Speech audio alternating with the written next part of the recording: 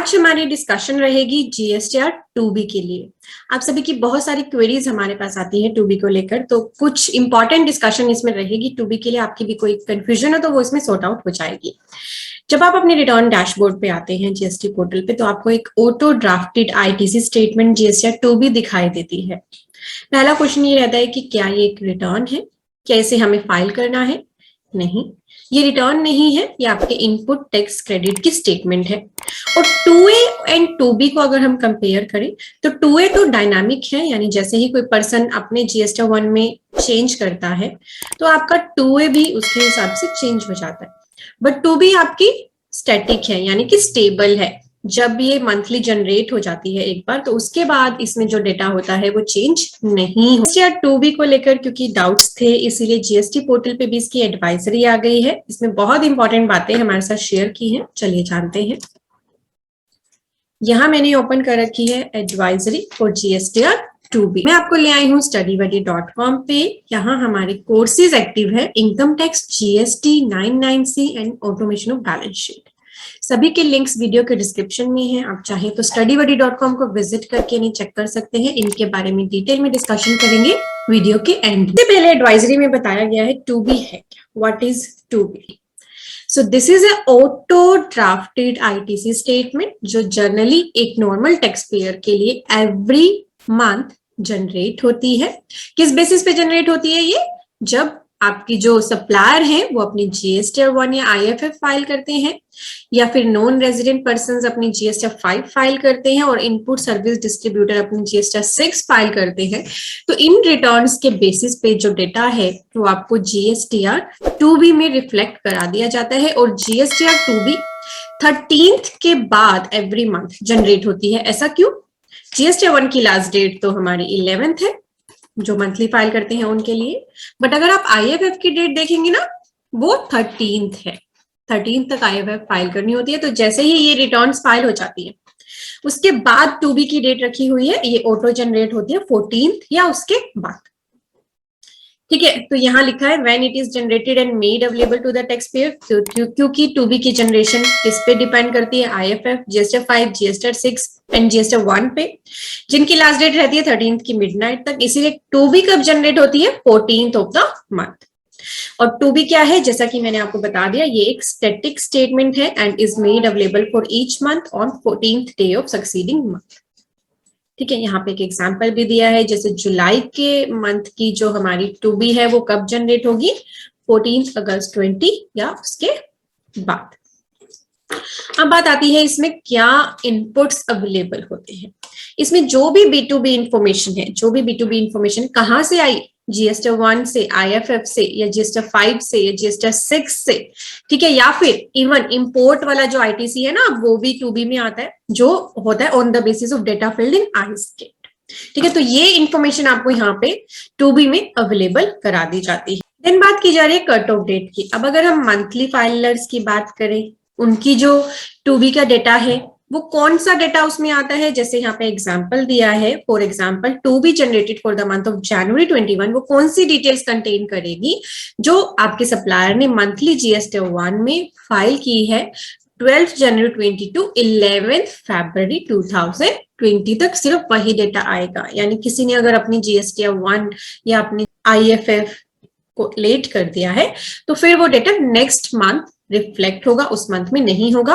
और 2B हमारे लिए बहुत ही ज्यादा इंपॉर्टेंट है क्योंकि हमारा रूल 36(4) एक्टिव है, जिसमें हमें आईटीसी पे रिस्ट्रिक्शन लगा के दे रखी है 5%। जितना क्रेडिट आपके 2B में आ रहा है उसका 5% एक्स्ट्रा आप क्लेम कर सकते हो, उससे ज्यादा नहीं कर सकते हो। तो ये रूल आपको साथ साथ कंप्लाई करना जरूरी है। तो 2B आपके लिए बहुत इंपॉर्टेंट डॉक्यूमेंट है। एक क्वेश्चन और आता रहता है कि हम 2A को देखें या 2B को देखें आईटीसी क्लेम करने के लिए। तो एज पर लो 2B को आपको लेना है आईटीसी अवेलमेंट के लिए, यानी रूल 36(4) को कंप्लाई करने के लिए 2B को आपको देखना है। ठीक है, तो इस तरह से यहाँ कट ऑफ डेट बताई है। देन अगर कई बार हमारा क्या है, इंपोर्ट का आईटीसी 2B में रिफ्लेक्ट नहीं होता, तो उस केस में क्या करना है, उस केस में जीएसटी पोर्टल पे एक बहुत अच्छी ऑप्शन अवेलेबल करा दी गई है, जिसके लिए वीडियो हमने ऑलरेडी अपने चैनल पे डाल दी थी, यहाँ मैंने आई बटन पे लिंक कर दी है। उसके थ्रू आप चेक कर सकते हैं कि क्या आपका इम्पोर्ट का जो आईटीसी है वो अपडेटेड है या नहीं, और क्या इम्पोर्ट का आईटीसी iSCADE से आपके पोर्टल पे रिफ्लेक्ट हो गया है या नहीं, वो आप इस फैसिलिटी के थ्रू देख सकते हैं। वीडियो जरूर देख लीजिएगा, मैंने डिस्क्रिप्शन में भी दे दी। अब सबसे बड़ा क्वेश्चन जो आता है, what about reverse charge entries. तो यहाँ पे आपको रिवर्स चार्ज के लिए ध्यान रखना है, reverse charge credit on import of service is not a part of this statement and will be continued to be entered by the taxpayers in table 4A2 of form 3B. However, reverse charge on import of goods is auto populated from iSCADE. तो यहाँ पे reverse charge के बारे में बताया है कि services का है ना, जो इंपोर्ट ऑफ सर्विसेज का रिवर्स चार्ज वो इसमें नहीं आएगा, वो आपको खुद क्लेम करना है, पर reverse charge on import of goods वो ऑटो पॉपुलेटेड होगा फ्रॉम iSCADE।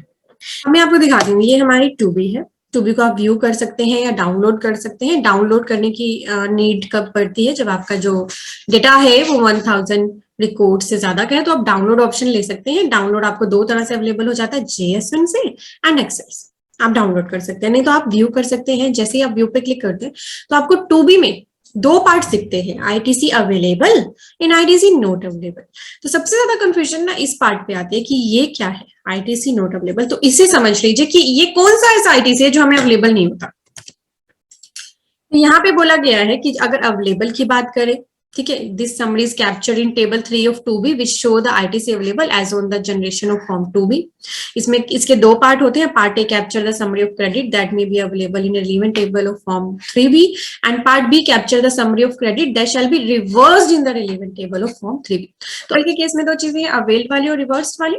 अब बात आती है आईटीसी नॉट अवेलेबल में क्या है, ये कौन सा ऐसा आईटीसी जो हमें अवेलेबल नहीं है। तो यहाँ पे जो नॉट अवेलेबल की डेफिनेशन है 2B के लिए वो है, credit shown as ITC not available in table 4 part A cover the following scenarios only. This is very important, ये आपको पता होना जरूरी है, क्योंकि कुछ पर्सन्स को ये लगता है कि जो आईटीसी नॉट अवेलेबल में है ये वो ऐसा क्रेडिट भी है जो ब्लॉक्ड है। नहीं, वो वर्किंग आपकी खुद की रहेगी। इनके हिसाब से कौन सा क्रेडिट अवेलेबल नहीं होता, ऐसे इनवॉइस से debit note for supply of goods और सर्विस और both where the recipient is not entitled to input tax credit as per the provision of section 16(4) of the CGST Act। section 16(4) हमारा कहता है कि किसी भी फाइनेंशियल ईयर की and होने के बाद आप नेक्स्ट फाइनेंशियल ईयर की सितंबर की रिटर्न तक उसका क्रेडिट अवेल कर सकते हो अगर आपने मिस कर दिया।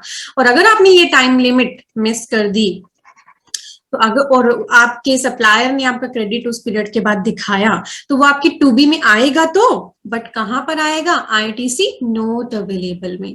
एंड इनवॉइस और debit note where the supplier and place of supply are in the same state.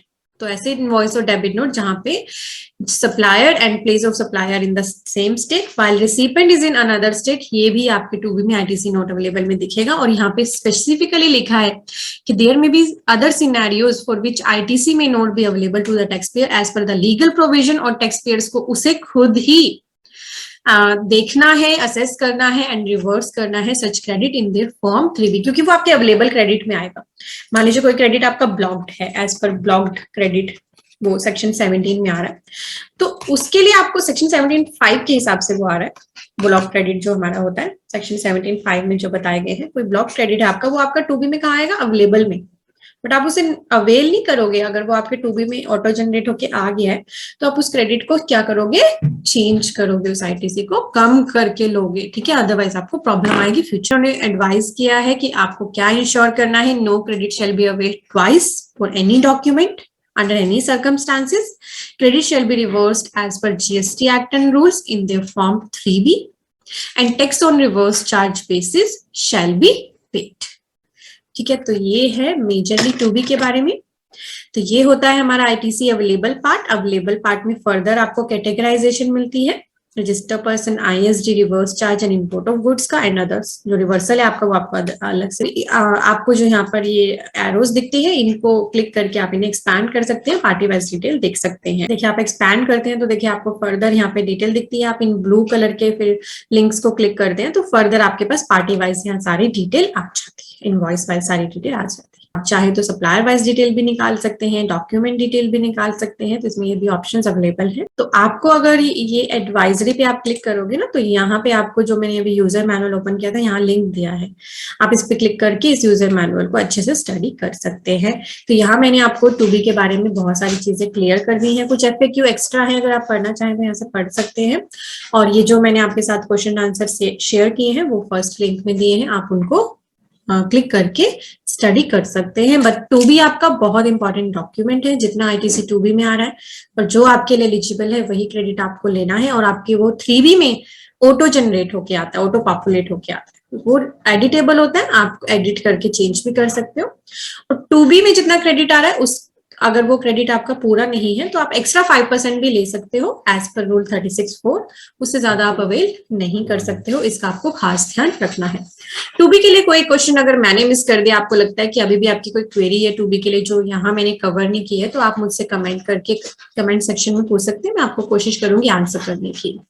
अब हम आ गए हैं अपने कोर्सेज की तरफ। हमारा इनकम टैक्स का डिटेल्ड कोर्स एक्टिव है। नए पोर्टल पे कैसे आप आइटर 1 2 3 4 खुद फाइल कर सकते हैं, ये सिखाया गया है, इसका बेनिफिट लीजिए, लिंक वीडियो के डिस्क्रिप्शन में है। अभी तक ये लाइव क्लासेस में था ये कोर्स, अब ये रिकॉर्डेड सेशन में अवेलेबल है बिकॉज लाइव क्लासेस खत्म हो चुकी हैं। जीएसटी का हमारा डिटेल कोर्स अवेलेबल है, जीएसटी एंड इनकम टैक्स का कॉम्बो अवेलेबल है। 99C भरनी है आपको 31 दिसंबर 21 तक, फाइनेंशियल ईयर 2021 की, इसे फिल कर लीजिए, हमारा ये सेशन लीजिए, जिससे आप कोई भी आपका इफ बट एंड डाउट नहीं रहेगा। लिंक वीडियो के डिस्क्रिप्शन में है। अगर आप बहुत सारी बैलेंस शीट्स बनाते हो, बहुत सारा टाइम डिवोट करते हो बैलेंस शीट बनाने में, मोस्ट पॉपुलर कोर्स लीजिए, सभी कोर्सेज के लिंक्स वीडियो के डिस्क्रिप्शन में है। Thank you for watching, bye bye.